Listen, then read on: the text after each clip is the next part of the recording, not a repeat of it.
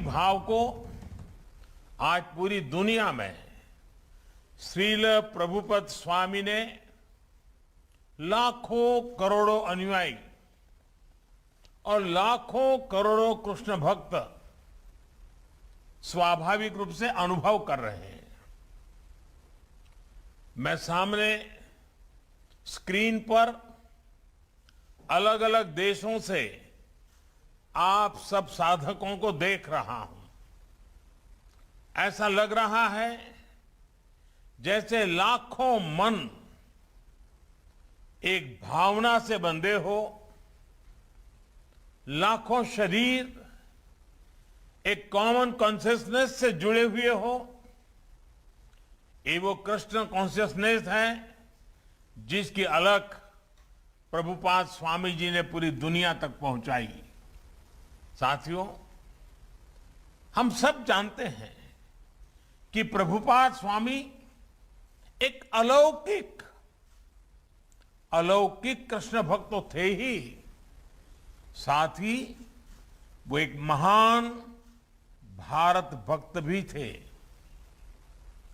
उन्होंने देश के स्वतंत्रता संग्राम में संघर्ष किया था। उन्होंने असहयोग आंदोलन के समर्थन में स्कॉटिश कॉलेज से अपना डिप्लोमा तक लेने से मना कर दिया था। आज ये सुखद संयोग है कि देश ऐसे महान देशभक्त का 125वां जन्मदिन एक ऐसे समय में हो रहा है जब भारत अपनी आजादी के 75 साल का पर्व अमृत महोत्सव मना रहा है।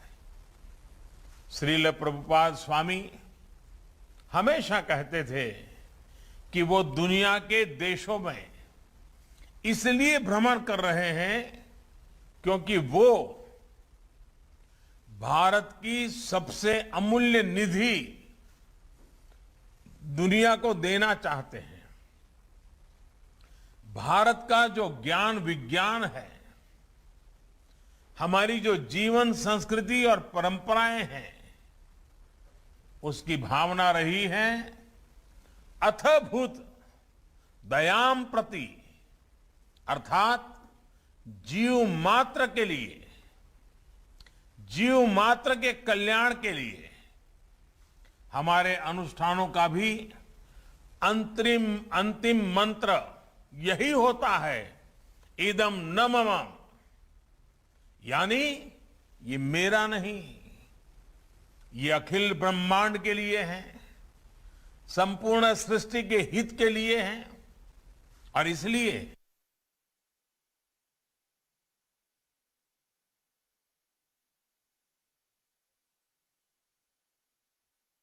तो देश के सभी के कल्याण की भावना के तहत ही इस्कॉन टेम्पल और श्री प्रभुपाद के बारे में जानकारी देते हुए प्रधानमंत्री मोदी दर्शन को दुनिया तक ले जाएं।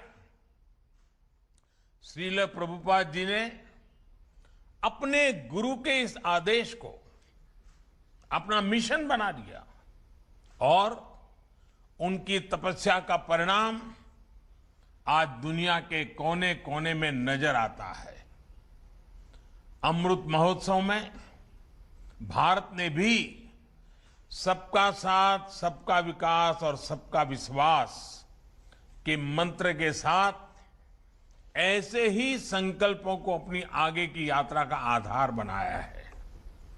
हमारे इन संकल्पों के केंद्र में, हमारे इन लक्ष्यों के मूल में भी वैश्विक कल्याण की ही भावना है और आप सभी इसके साक्षी हैं कि इन संकल्पों की पूर्ति के लिए सबका प्रयास कितना आवश्यक है। आप कल्पना कर सकते हैं, अगर प्रभुपाद जी ने अकेले विश्व को इतना कुछ दिया है, तो जब हम सब उनके आशीर्वाद से एक साथ प्रयास करेंगे तो कैसे परिणाम आएंगे।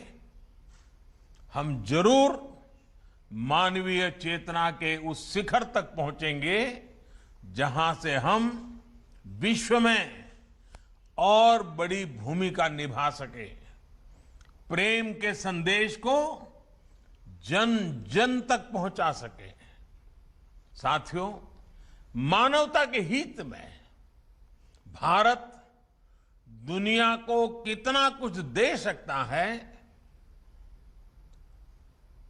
आज इसका एक बहुत बड़ा उदाहरण है विश्व भर में फैला हुआ हमारा योग का ज्ञान, हमारी योग की परंपरा, भारत की जो सस्टेनेबल लाइफस्टाइल है, आयुर्वेद जैसे जो विज्ञान है।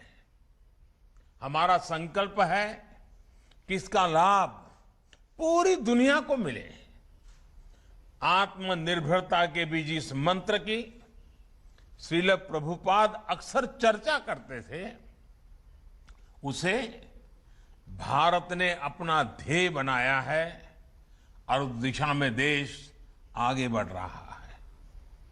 मैं कई बार जब आत्मनिर्भर भारत और मेक इन इंडिया के लक्ष्यों की बात करता हूं, तो मैं अपने अधिकारियों को, बिजनेसमैन को इस्कॉन के हरे कृष्ण मूवमेंट की सफलता का उदाहरण देता हूं।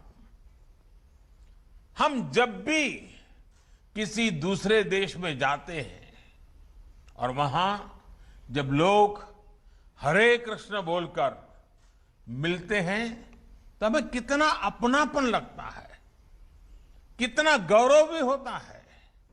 कल्पना करिए, यही अपनापन जब हमें मेक इन इंडिया प्रोडक्ट के लिए मिलेगा तो हमें कैसा लगेगा। इस्कॉन से सीखकर हम इन लक्ष्यों को भी हासिल कर सकते हैं। साथियों, भगवान कृष्ण ने अर्जुन से कहा था, नहीं ज्ञानेन सदृशम पवित्रमिहि विद्यते, अर्थात ज्ञान के समान पवित्र कुछ भी नहीं है।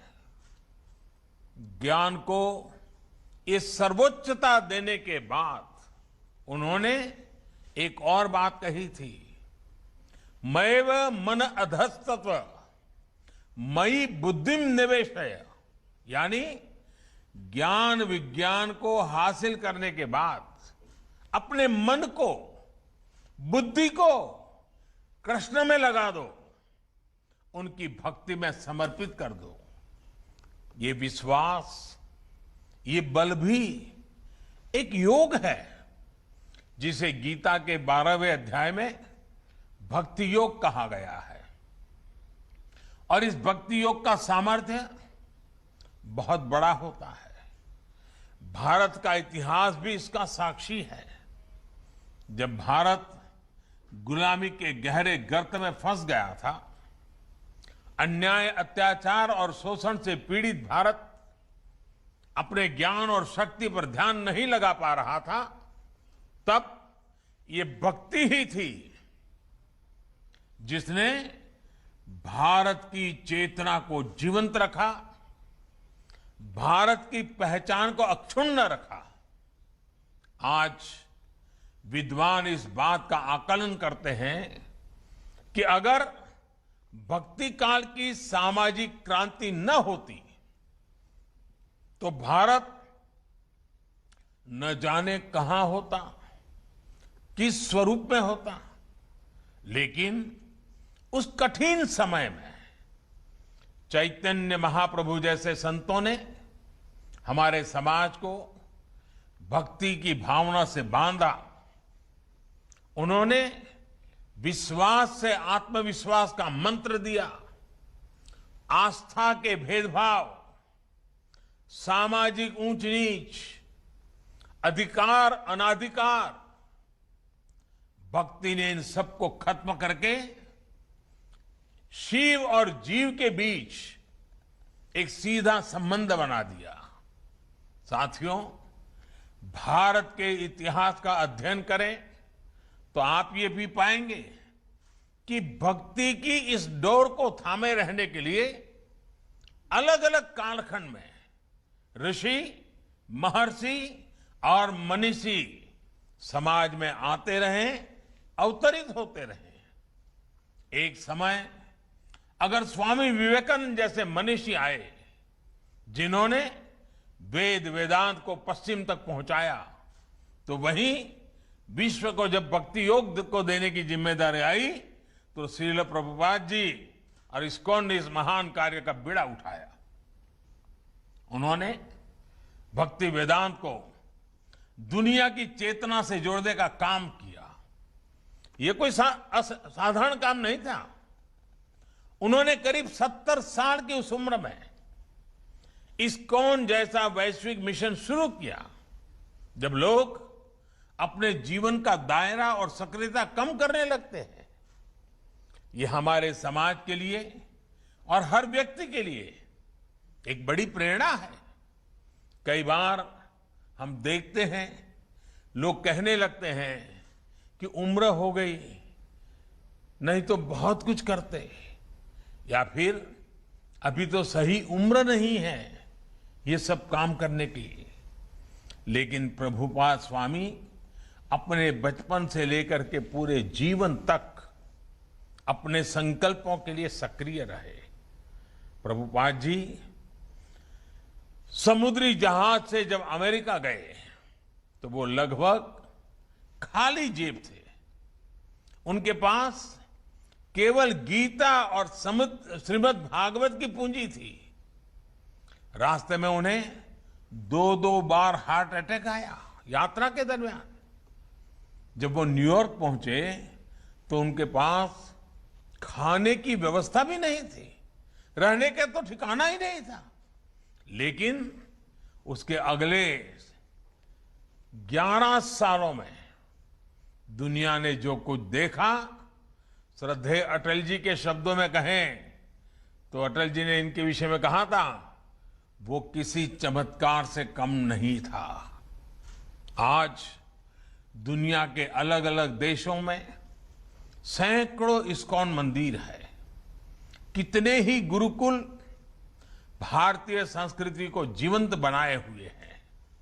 इस्कॉन ने दुनिया को बताया है कि भारत के लिए आस्था का मतलब है उमंग, उत्साह और उल्लास, और मानवता पर विश्वास। आज अक्सर दुनिया के अलग अलग देशों में लोग भारतीय वेशभूषा में कीर्तन करते दिख जाते हैं। कपड़े सादे होते हो, हाथ में ढोलक, मंजीरा जैसे वाद्य यंत्र होते हैं, हरे कृष्ण का संगीतमय कीर्तन होता है, और सब एक आत्मिक शांति में झूम रहे होते हैं। लोग देखते हैं तो उन्हें यही लगता है कि शायद कोई उत्सव या आयोजन है। लेकिन हमारे यहां तो ये कीर्तन, ये आयोजन जीवन का सहज हिस्सा है। आस्था का ये उल्लासमय स्वरूप निरंतर पूरी दुनिया में लोगों को आकर्षित करता रहा है। ये आनंद आज स्ट्रेस से दबे विश्व को नई आशा दे रहा है। साथियों, गीता में भगवान कृष्ण का कथन है, अद्वेष्टा सर्वभूतानां मैत्रः करुण एवच निर्ममो निरहंकारः सम दुख सुख शमी। अर्थात जो जीव मात्र से प्रेम करता है, उनके लिए करुणा और प्रेम रखता है, किसी से द्वेष नहीं करता, वही भगवान को प्रिय है। यही मंत्र हजारों सालों से भारत के चिंतन का आधार रहा है, और इस चिंतन को सामाजिक आधार देने का काम हमारे मंदिरों ने किया है। इस्कॉन मंदिर आज इसी सेवा परंपरा के आधुनिक केंद्र बनकर उभरे हैं। मुझे याद है, जब कच्छ में भूकंप आया था, तो किस तरह इस्कॉन ने लोगों की सेवा के लिए आगे बढ़कर काम किया था। जब भी देश में कोई आपदा आई है, चाहे वो उत्तराखंड की त्रासदी हो या उड़ीसा और बंगाल में साइक्लोन की तबाही, इस्कॉन ने समाज का संबल बनने का काम किया है। कोरोना महामारी में भी आप करोड़ों मरीजों, उनके परिजनों और प्रवासियों के लिए लगातार भोजन और दूसरी जरूरतों की व्यवस्था करते आ रहे हैं। महामारी के अलावा भी लाखों गरीबों के भोजन और सेवा का अनवरत अभियान आपके माध्यम से चलता रहता है। जिस तरह से इस्कॉन ने कोविड मरीजों के लिए अस्पताल बनाए और अब वैक्सीन अभियान में भी सहभागिता निभा रहे हैं, उसकी भी जानकारी मुझे लगातार मिलती रहती है।